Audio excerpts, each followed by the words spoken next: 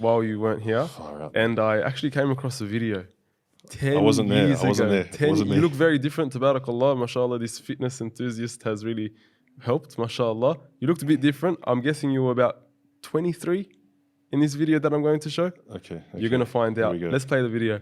Tom Finch, this is your life. If these people were fasting, I had to fast as well. Alhamdulillah. I fasted the last week of Ramadan. It was a start.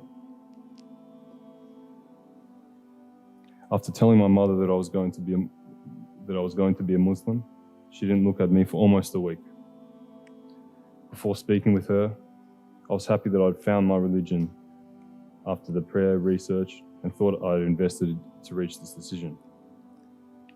After seeing how upset my mother was, I began to doubt whether I was making the right decision. This was the woman who had carried me in her womb for 9 months and cared for me as a child and had given me everything I ever needed. As you'd guess, by this stage I was pretty upset. After speaking with a friend, I was back on track after establishing that the reasoning behind making this change is for me. Pleasing my parents is important, but pleasing my Creator was of ultimate importance. Wow. Wow. Allahu Akbar. SubhanAllah. Take us back to that moment. What was it like? The first year. The first year coming to your parents and just saying, look, you know, this is what I've chosen. I guess what gets me a bit emotional is I think the dynamic between me and my mother. My mother is an amazing woman.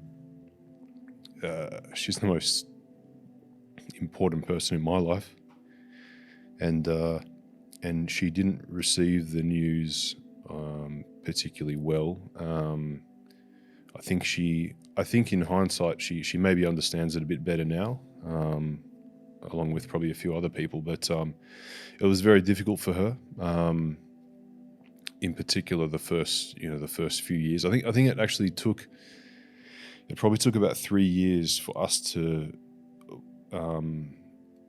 pull together a relationship which was somewhat representative of what it used to be. Like, my mother was like Kerry, any excuse for a party Finch. Like any Friday night, like she would be inviting my friends over for a party or a barbecue or a get together. I wouldn't even know about it. I said, "Oh, Finchy, by the way, we're coming to your house Friday." I'm like, "Okay, whatever, I'll see you there," type of thing. So she's a machine.